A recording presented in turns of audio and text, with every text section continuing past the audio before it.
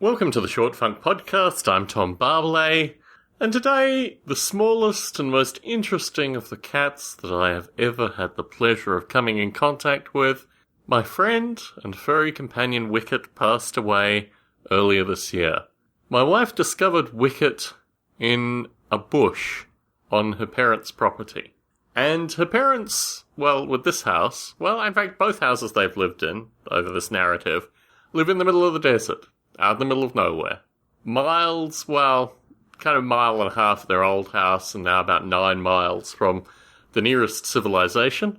And Wicket came to my in-laws, we suspect from an elderly lady who owned Wicket.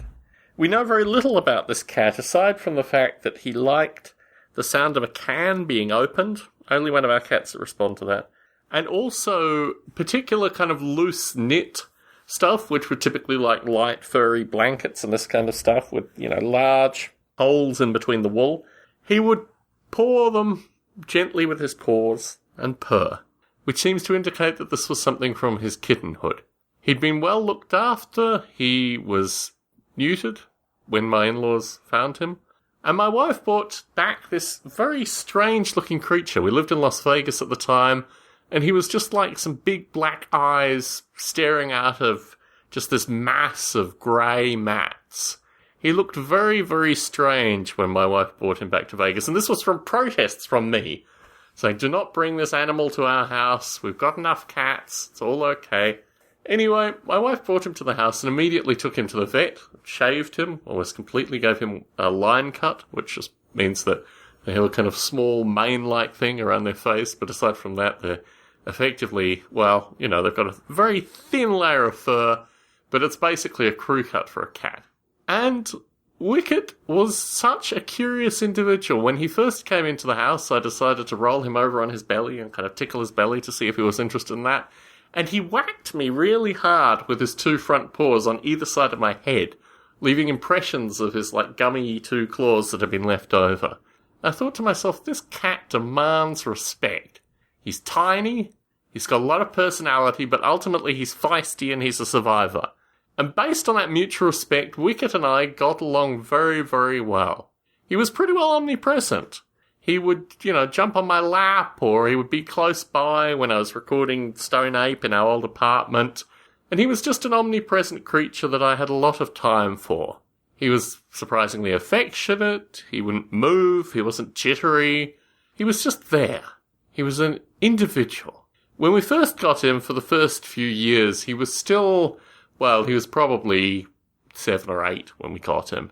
But he still had playful elements. He had multiple personalities, and one of his favourite things in the world was moths.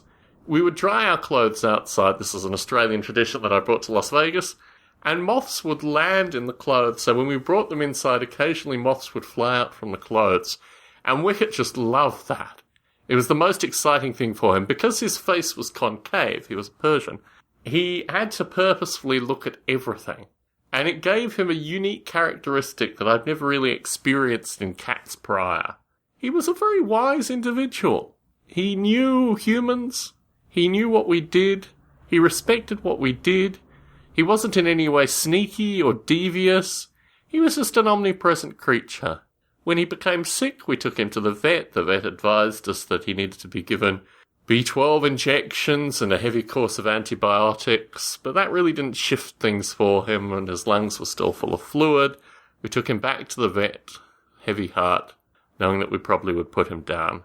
His internal organs had expanded into his chest cavity. It wasn't a pleasant sight. He wasn't enjoying life. So we put him down. Came back to the house, this little bundle of fur, somewhat lifeless, and I dug a grave for him. I buried him. My wife didn't want to participate in any of these actions, so I just sat with him for about 10 minutes, stroking him, talking to him gently. I placed him in the grave and then thought, no, this can't be it.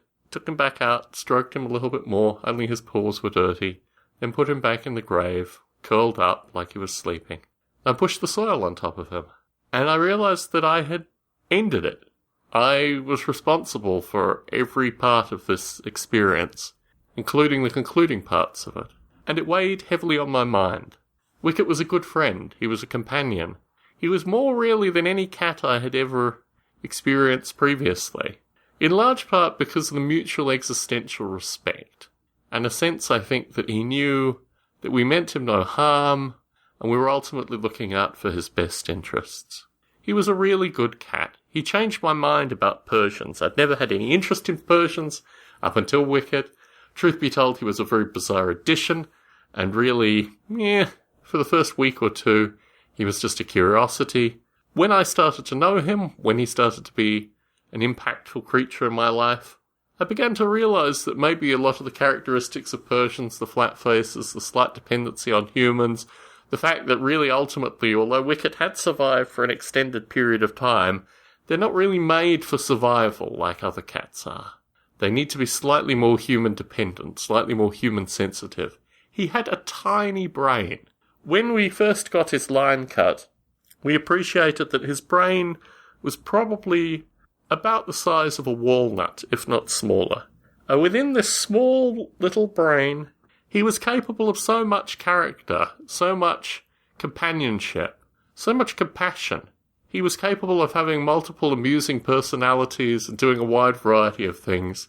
And it made me realise that perhaps this whole jelly thing, the brain, the nature of the brain, the obsession with the brain, which already in my own thinking is an existing narrative associated with the nonsense that comes through in terms of contemporary neuroscience. The fact that a creature had so little wetware and yet was capable of so much, an embodiment more than anything else. An amazing creature. My life is richer having known Wicket, and he certainly deserved a short funk recording of his own. Tom Barbalet in San Jose, signing out.